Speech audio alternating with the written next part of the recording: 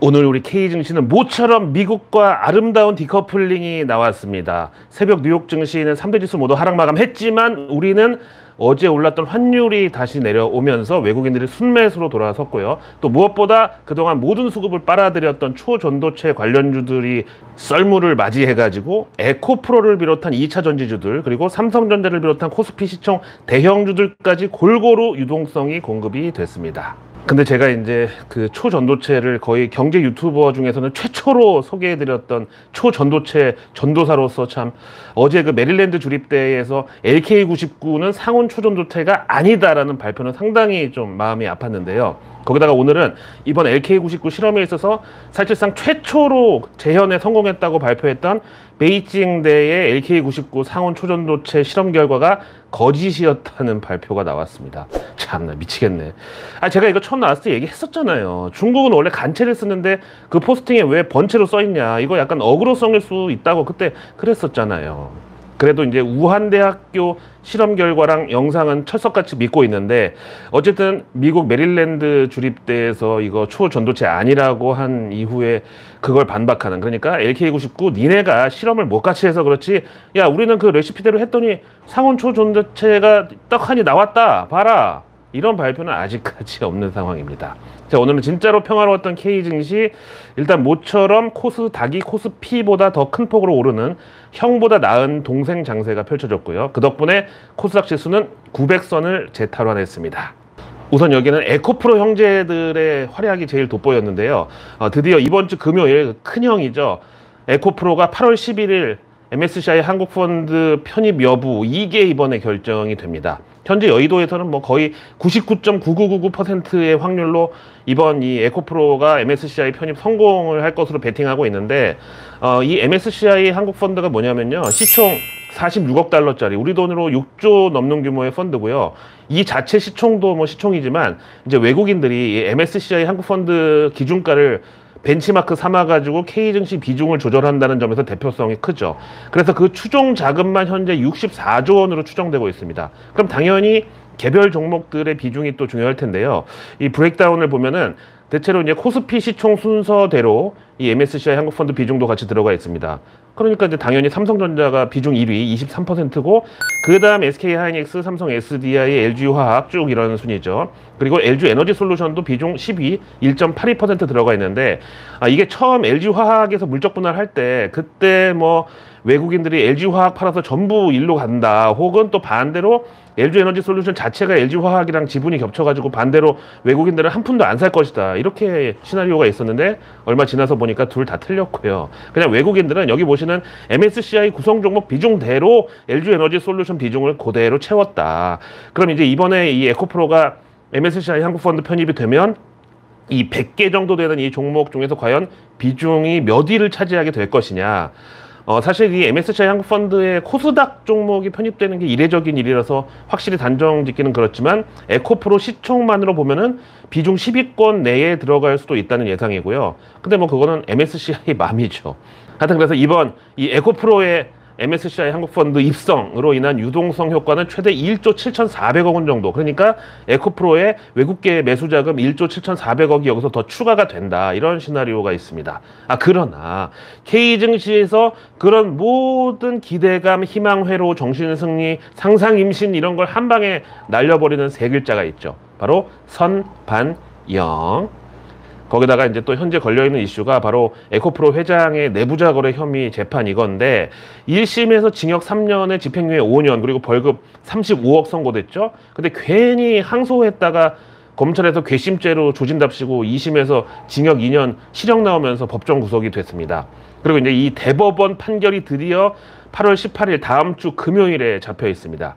이것 때문에 에코프로 머티리얼즈 상장 심사도 현재 교착 상태에 빠져 있고요. 지금 에코프로 주주분들은 법원에다가 그 이동채 회장 탄원서 쓰기 운동을 또 하고 계시다네요. 근데 아시다시피 1심보다 2심의 형량이 늘어났다는 거는 대법원에 가도 원래 1심대로 다시 돌아갈 확률이 거의 없다는 뭐 이런 얘기가 있는데, 과연 탄원서가 얼마나 효과를 발휘할지 모르겠네요. 근데 만약에 정말 이례적으로 이번에 집행유예를 또 받아가지고 다시 풀려난다. 근데 나오자마자 이사회 열어가지고 유상증자 결정한다? 그럼 이것도 도대체 어떻게 되는 거죠? 하여튼 그래서 결론은 주식은 위험자산, 거기다가 K주식은 모험자산. 그래서 살아남는 길은 오로지 떨줍 올팔 이것뿐이다. 자, 그다음 미국에서 바이든 대통령이 중국 첨단 기술 기업에 대한 월스트리트 투자를 금지하는 법안을 이번 주 내로 발표할 것이라는 예상이 있는데요.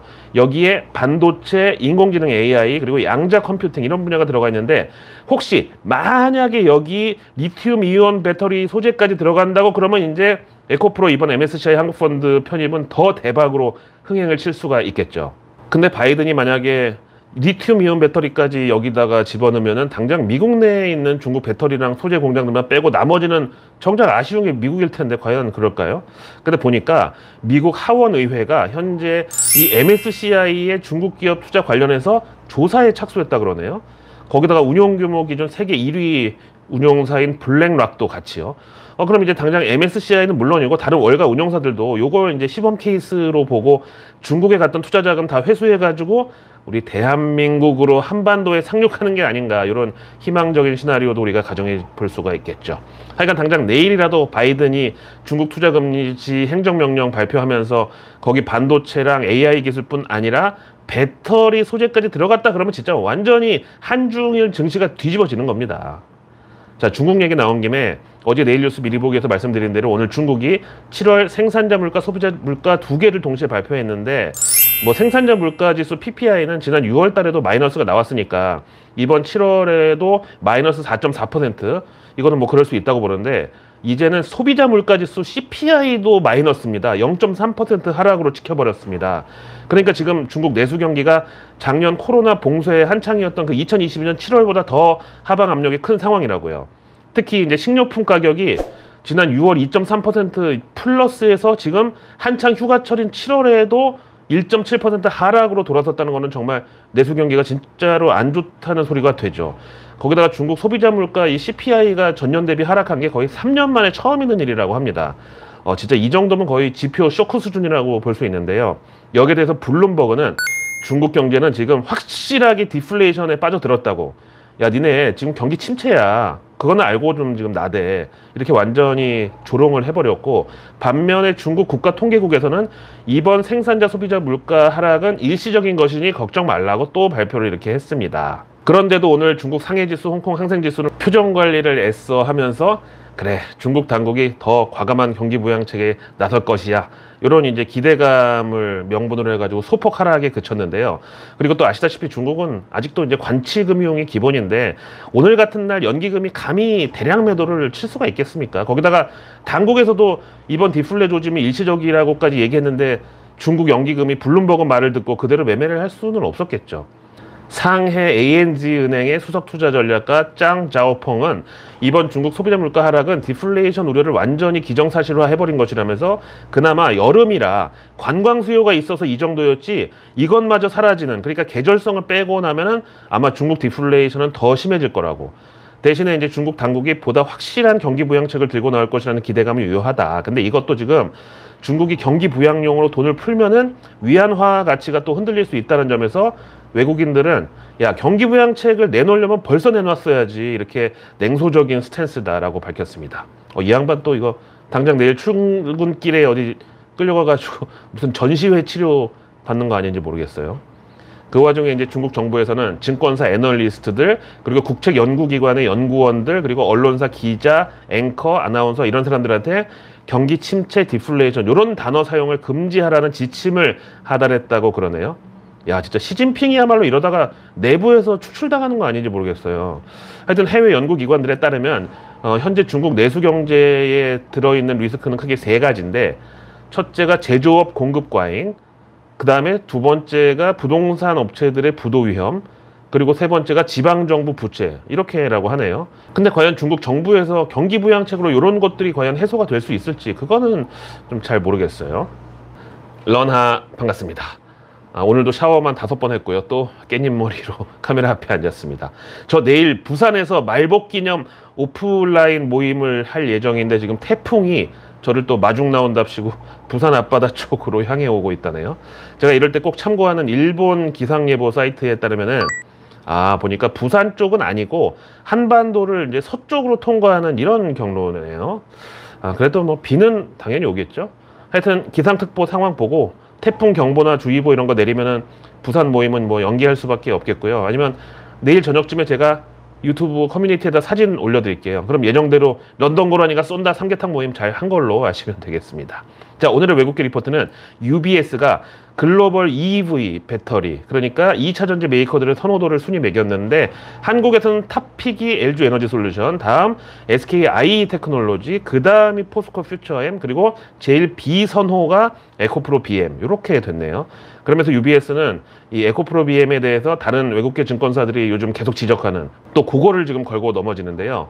뭐 이번 2분기 실적은 그렇다 치고 향후 2027년 말까지 양극재 캐파 71만 톤, 이게 그러니까 작년 실적 발표 때부터 계속 그 언급해온 시나리오인데 이걸 이번에도 또 재탕을 하면서도 증설이나 수주 관련 구체적인 내용은 빠져 있었다고. 그래서 UBS는 에코프로 BM의 올해 2023년 연간 매출 전망을 기존 8조 9,200억 원에서 이번에 8조 4,100억 원으로 하향하고 영업이익도 기존 554억에서 500억으로 내린다. 그리고 내년 영업이익도 13%, 그리고 2025년 영업이익도 17%를 후려쳐버렸습니다. 그 결과 에코프로 BM 목표가도 기존 13만 원에서 이번에 12만 6천 원으로 내리고 투자 의견은 매도로 콜했습니다.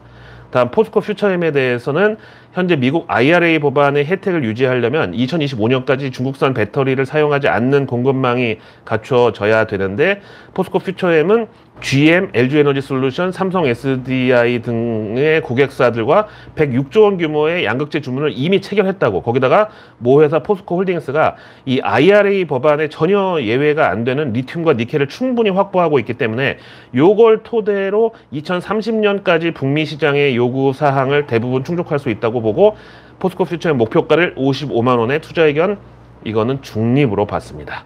다음 이 UBS는 BGF 리테일에 대해서 목표가 23만 7천 원에 투자 의견 매수도 제시했습니다. 이어서 HSBC는 LNF에 대해서 앞에 말씀드린 에코프로 BM의 어떤 신비주의 전략과는 대조적으로 이 LNF 경영진은 현재 주요 공급사와의 장기 공급 계약이 거의 마무리 단계에 있으며 신규 고객사와의 계약도 검토 중이다라는 이런 사실을 밝혔다는 점을 긍정적으로 보고 목표가 40만 원에 투자 의견은 매수를 유지한다고 밝혔습니다. 다음 크레딧 스위스가 CJ 대한통운에 대해서 이번 2분기 실적이 자기네 예상치 1170억 원에 살짝 미달한 1120억 원으로 나왔는데 그 원인을 포워딩 운송 사업의 일시적 운임 하락으로 꼽았습니다. 그래서 투자 의견은 아웃퍼폼, 즉 시장 수익률 상회에다가 목표가는 11만 4천 원 제시했습니다. 또 이어서 골드만삭스는 하이브에 대해서 2분기 실적은 대체로 기대에 충족했지만 대신 그 위버스 프리미엄 구독 모델 출시 지연 발표가 투자 심리를 좀 부정적으로 건드린 것 같다. 그렇지만 어차피 2023년 실적 기여도는 여기서 없을 것으로 보기 때문에 주가에 미치는 영향도 심리적인 거를 빼면 제한적이라고 보고 대신 이제 하이브가 3분기에 보이 넥스트 도어 그리고 세븐틴과 TXT가 각각 새 앨범을 발매할 것으로 본다. 그리고 또 4분기에는 이제 연말 연시도 있고 하니까 해외 콘서트 투어 관련 일정이 활발할 것이고 그래서 하이브 목표가 38만 원에 투자 의견 매수로 콜했습니다. 다음이 골드만삭스는 롯데케미칼 목표가를 기존 11만 5천 원에서 오늘 10만 원으로 내리고 투자 의견은 매도입니다. 와 진짜 이 롯데케미칼 여기도 과거 OCI만큼이나 그 물린 분들이 많은 종목인데 이게 한때 45만 원 같던 이게 오늘 14만 원입니다. 다음 이제 강원랜드에 대해서 요즘 외국계 증권사들의 잡돌이가 이어지고 있는데요. 뭐 강원랜드 가보신 분들은 알겠지만 거기 태백 그 하이언 리조트 너무 멀어요. 진짜 운전하고 가다 보면 해외가 더 가깝겠다는 생각이 들 정도로. 그래서 하여튼 JP모간은 강원랜드 목표가를 기존 19,500원에서 오늘 19,000원으로 내리고 투자 의견 중립. 다음 시티는 강원랜드 목표가를 기존 3만 원에서 오늘 25,000원으로 팍 깎으면서도 투자 의견은 매수. 그래서 내일 뉴스는 내일 보면 너무 늦습니다. 구독과 알림 설정만으로 아직 나오지 않은 오늘 뉴스도 아닌 내일의 뉴스를 매일 저녁 여러분들의 안방으로 제가 직접 배달 갑니다.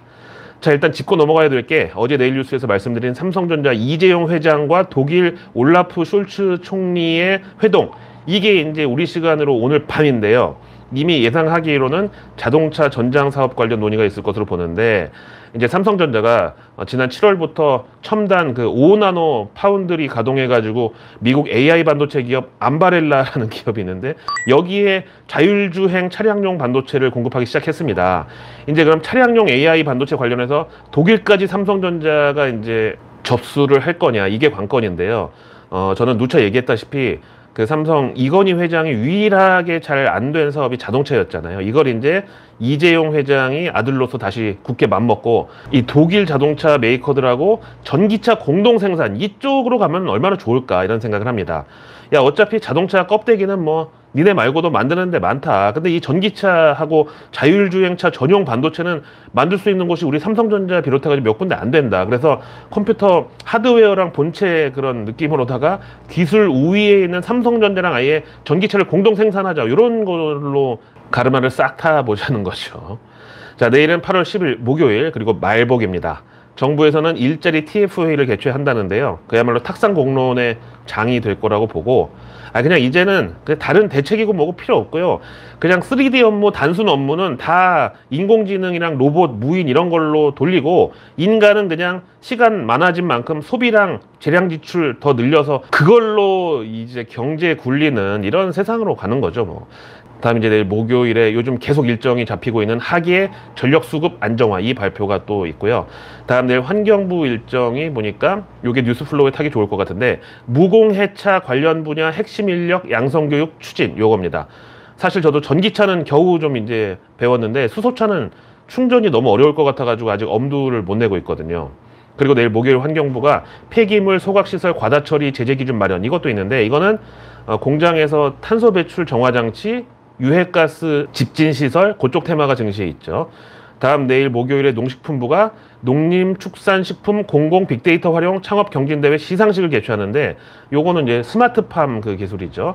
다음 내일 금리 결정 없는 금통위가 이번에 열립니다.